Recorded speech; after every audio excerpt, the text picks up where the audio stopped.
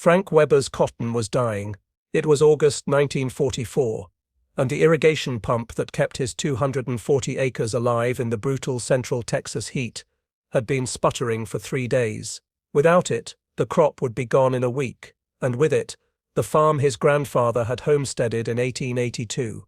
But the man who would save it wore a uniform with PW painted across the back, spoke broken English, and came from the country that had his only son pinned down somewhere in France. The sun hadn't yet cleared the live oaks along Brushy Creek when Frank stood over the pump house, wrench in hand, staring at equipment he'd maintained for 15 years. The engine ran, but water barely trickled into the irrigation channels that spider-webbed through his fields outside Taylor, Texas. "Daddy, you've been out here since 4, Sarah called from the porch of their white clapboard farmhouse. At 17 she'd taken on running the household after her mama died, and now with her brother James overseas, she carried burdens no teenager should bear. Pressure's down to nothing," Frank said, wiping sweat from his forehead, though the day hadn't yet turned hot. "Cotton's already stressed from this heat wave. Another week without proper water." He didn't need to finish. Sarah had grown up on this farm in Williamson County, where black dirt met limestone and farming wasn't a choice, but a way of life passed down like the land itself. She knew what losing a crop meant. Half their neighbors had already sold out, unable to farm without their sons, their hands, their help. "The Germans are coming today," Sarah reminded him quietly. Frank's jaw set hard. The Army's POW labor program, it had kept other farms afloat, but the thought of enemy soldiers on his land, while James was somewhere in the hedgerows of Normandy, stuck in his throat like limestone dust. "I know," was all he said. The deuce and a half rumbled up Farm Road, 619 at 0800 sharp, trailing a plume of caliche dust visible for a mile across the flat farmland. 6 men in faded grey uniforms climbed out, blinking in the already fierce sunlight that turns central Texas into an anvil every August. Sergeant Morrison, barely 20 himself, held a clipboard and spoke with the crisp efficiency of a man who'd done this at a dozen farms already. "Mr. Weber, your work detail. They'll need water every 2 hours in this heat. Orders from the camp commander. I'll be back at 1800 to collect them." Frank studied the men. Young, most of them. One red-headed kid couldn't have been more than 19. Another was thin as a fence post, with the hollow look Frank had seen in men during the Depression.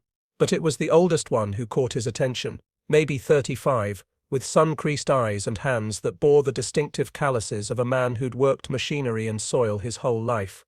"I am Karl Brenner," the man said, his English thick with accent but clear. "Oberfeldwebel, sergeant in the Afrika Korps, captured at Tunis. Before the war, I farm in Bavaria." He gestured to his hands. "I know the work." Frank wanted to hate him on principle. Instead, he just nodded curtly. "Cotton needs picking in the East 40. Sun's going to hit 104 today," radio said. "There's a water barrel under the live oak at the field's edge. You work hard, there'll be dinner at noon. You don't, I report it." "Ja. Yes, sir. We work hard." As the Germans headed toward the field with picking sacks, Frank returned to the pump house. He had more pressing problems than enemy soldiers. He had a dying pump and dying cotton. For 3 days, Frank watched the Germans work while he fought with his pump. He'd pull it apart each evening after they left, searching for the problem. The engine ran fine, the impeller spun, but the pressure stayed low, and his cotton wilted more each day, the bolls staying small and hard instead of opening white and full. On the 4th day, as Frank knelt by the pump house cursing under his breath, a shadow fell across him. "Entschuldigung, excuse me, sir." Frank looked up sharply. Karl stood there, sweating through his uniform, his picking sack only half full. He should have been in the field. "What?"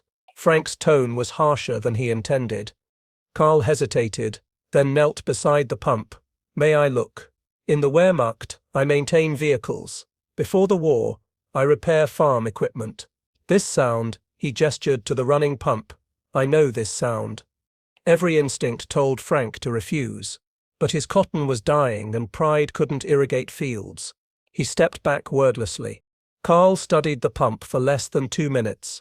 Then he pointed to a brass fitting where the intake line met the pump housing. Here, the seal. It is damaged. You see?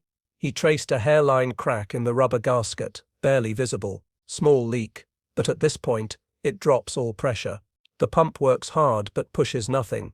Frank leaned in, and his heart sank. The crack was so thin he'd missed it a dozen times, but once he saw it, everything made sense. The symptom he couldn't diagnose, solved in 2 minutes by a German POW.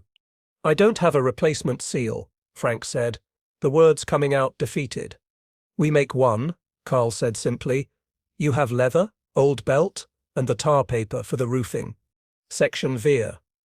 When skills trump borders, they worked through the midday heat that sent most men to shade.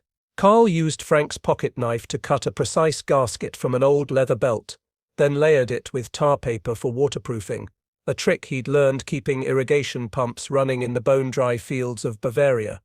"In my village," Carl said as he worked, "we have a saying, 'Die Pumpe ist das Herz der Farm.' The pump is the heart of the farm. Without it, everything dies."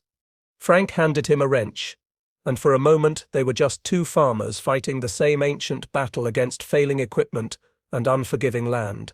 "You have cotton in Bavaria?" Frank asked, despite himself. "9. Wheat, barley, some hops for beer. But farming is farming, yes? The land, she is honest. She gives back only what you give her. Same in Germany.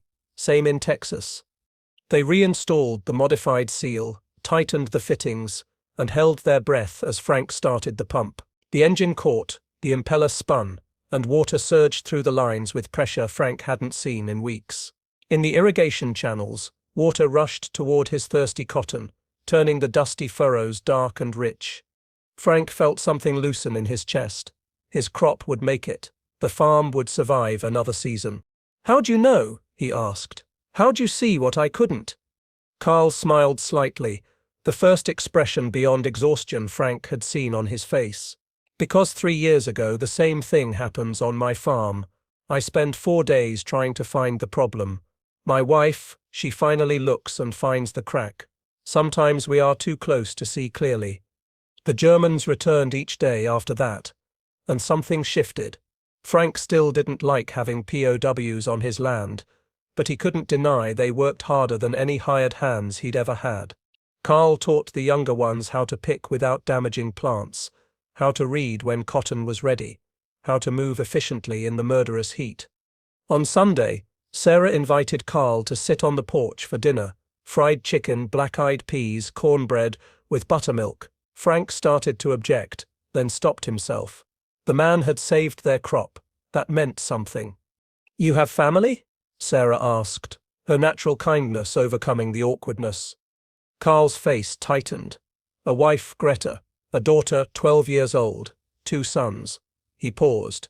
"One son killed at Stalingrad, the other missing since your soldiers land in Normandy." The silence stretched, like the Texas horizon. Then Frank spoke, his voice rough. "My boy James is in France, 3rd Army. Haven't had a letter in 4 weeks." Their eyes met across the porch, two fathers, caught in a war neither had started, both trapped by the same fear, the same helpless love for sons who might never come home. "I pray your son is safe," Carl said quietly. "I pray he has someone somewhere who sees him as a man, not just as enemy." Sarah's eyes were wet. Frank swallowed hard and nodded. After Carl left with the others that evening, Frank stood looking at his fields. The cotton was coming back, strong and healthy, the irrigation channels running clear. A German soldier had saved his farm. The world had gone strange in ways he'd never imagined. The cotton came in strong that fall, 48 bales, enough to pay the mortgage, buy seed for next year, and put money aside for when James came home. And he did come home, in October, missing part of his left leg but alive, his eyes carrying shadows that Frank knew would take years to fade. On Carl's last day before being transferred to a different camp, Frank drove to the POW facility outside Camp Swift, something he'd sworn he'd never do. He found Carl in the processing line. "Wanted to thank you properly," Frank said, extending his hand with an envelope.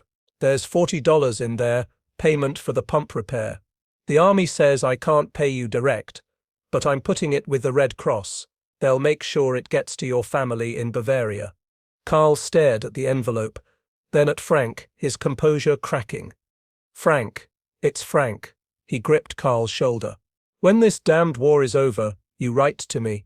You need help getting your farm running again. You let me know. Farmers got to stick together, wherever they're from.